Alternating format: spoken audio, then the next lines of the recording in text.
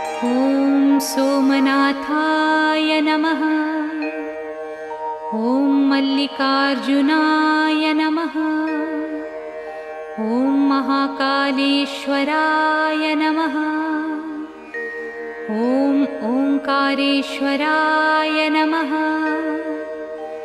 ॐ वैद्यनाथाय नमः। ॐ भीमशङ्कराय नमः। ॐ रामेश्वराय नमः। ॐ नागेश्वराय नमः।